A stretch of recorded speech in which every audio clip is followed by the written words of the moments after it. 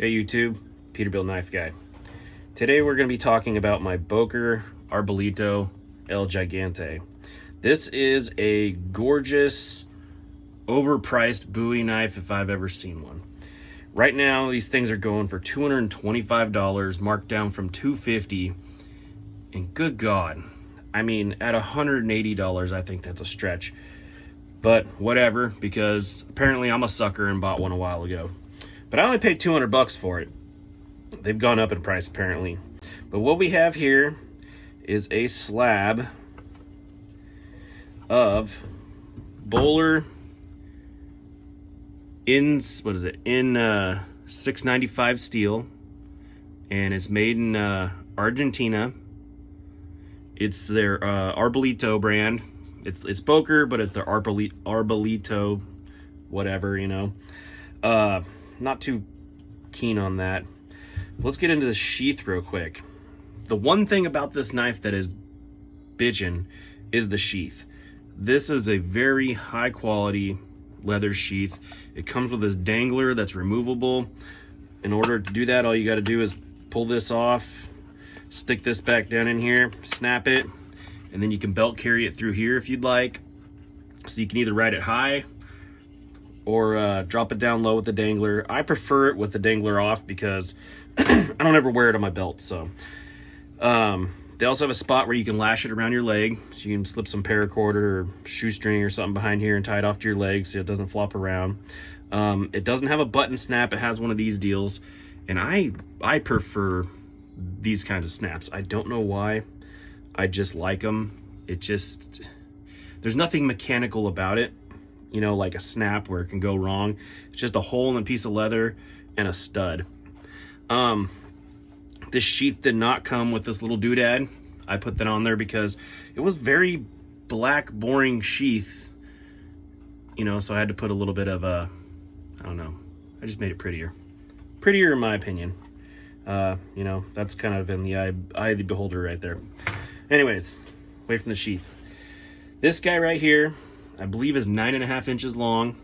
It is a 1/4 inch thick at its thickest, but it tapers off real fast to a very, very fine point. I mean, let's look at the point of that versus the point of, say, the Ontario Rat 1. So the Boker's on the right. Yeah, it is a very fine tip. You're not prying with this knife unless you want to snap a $225 knife. I'd imagine with tax and everything, it's probably $250 out the door. That's freaking crazy. This Boker in 695 is basically Boker's version of 440 C, which, you know, is not a bad steel, but it's not a steel in my opinion that goes in a $250 knife. For a $250 knife, I'd expect some 3V or something, but whatever. It has really nice canvas micarta scales. The way this thing is constructed is this guard here, it just slid up over, friction fit, and then these scales hold it on. So the scales are kind of like the mechanical connection. I think they did use some glue in here. I'm not sure. Yeah, you can kind of see where they glued it at some point, and a little bit of glue up in here. But it's a beautiful knife. I mean, if you're going for beauty, this thing is freaking gorgeous. Now, functionality though, it'll chop. That's for damn sure. It'll chop, but the problem is a couple things. It has a very thin grind. I imagine if you hit something crooked or weird, you could probably push the steel off to the side. I can't remember what the hardness of the steel is. I'll probably put it in right here. But that's one thing. But it'll slice. I've done it. I've taken it out and chopped with it. I think I did a chopping test with it too against the Gerber Australian Bowie. And then another thing too, the handle. If you have smaller hands, it might do you better. But if you have bigger hands like me, it's just kind of like holding on to a real rough broomstick. You know, it does drop down, which is kind of cool. You know, it looks neat, but it's very, very, very thin. And if you have to, in order to hold on to it tight enough to do any kind of chopping, you got to grip these. I don't know if this is going to do it justice. These pointy ass hard bumps. This texturing that they did here is very, very, very aggressive. I imagine you could probably sand it down a little bit. But you can just, if you squeeze that tight, it almost hurts. Another thing too, there's no lanyard hole. Look at this beautiful location right there that they could have stuck a lanyard in. I'm not going to do it because I don't want to destroy an expensive knife, but there could easily have been a lanyard hole or inside on the Tang and then milled out, so it goes through the Tang, but it's not seen through here. There should be a lanyard hole on a knife this big. But other than that, it is pretty. And attention to detail was done. It has a tapered Tang. So the thickest part of this knife is about right here. Everything else tapers down. And it tapers down real nice on that Tang. So balance-wise, you're looking just in front of the guard. Just like that. It feels light in hand. This knife is not a heavy knife. For being a 1/4 inch thick at its thickest, this is a very light Bowie knife for being 9.5 inches overall length on the blade. Sorry, can't speak today. In my experience, this Bowler 695 is kind of soft. I don't know if it's soft because I don't remember the heat treat, but it doesn't hold an edge very well, or at least doesn't hold a razor edge very well. I've taken it out and hit some very soft branches with it, and it will not pop hairs anymore, where an SC6 or an SE Jungless will. You can hit a piece of hardwood with an SE Jungless and it'll still pop hair. But this thing loses its razor edge really, really quickly. But the good thing is, with a couple seconds on a strop, it comes right back. It is a very sharp knife. I think I have it's a very sharp knife. I do have a little nick in there. I don't remember how I did it.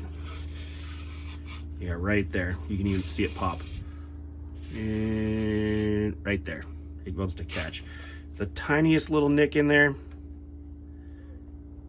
Don't remember how I did it, but I don't know. But other than that, it'll get damn sharp. It's I don't know. It's a decent steel, I guess, but not for the price of the knife. Like I said, about 180 bucks, including the sheath, with the quality that it is for this 440C variant. Let me get some knives to compare it to. Okay, so let's compare this to some known knives that most knife people either have or should have. First off, Ontario SP 5 Bowie. Now this thing is a 10-inch blade, so it's a little bit longer. Handles are similar length. It's overall pretty much close. Next one that I think everybody should own. Everybody should own a freaking Trailmaster. Cold Steel Trailmaster. Blade shape, Arbolito's got a little bit more kind of a recurve, where this has a little bit of a belly. But overall, similar dimensions. The handle on this is still kind of sticky. Pretty small for bigger hands, but this is rubber, and it doesn't bite into you like the Arbolito handle. So there's that guy.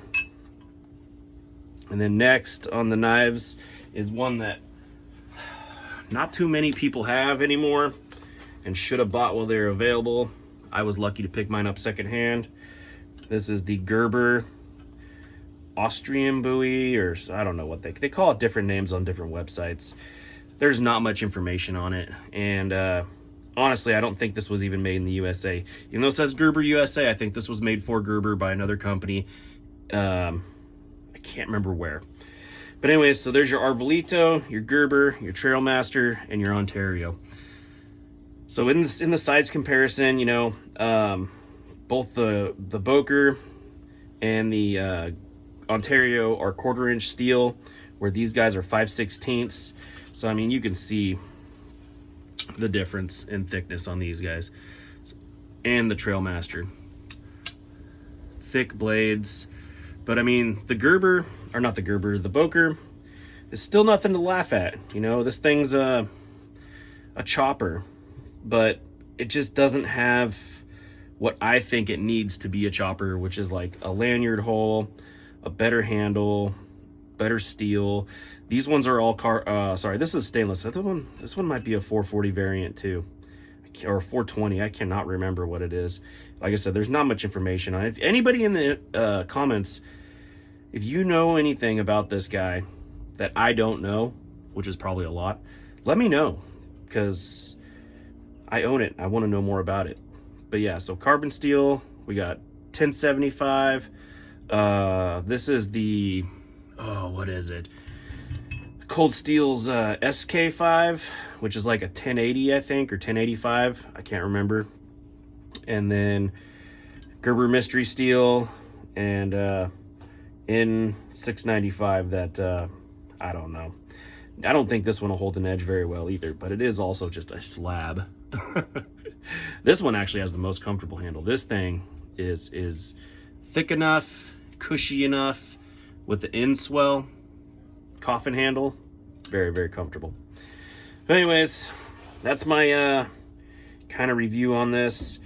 It's a good knife if you want to look at it. If you want a user, I would say your $250 can be better spent elsewhere. I'm one of those guys that falls in love with a knife pattern, and I have to have it, and this was just one of them. Not very impressed, but pretty to look at. Thanks for watching.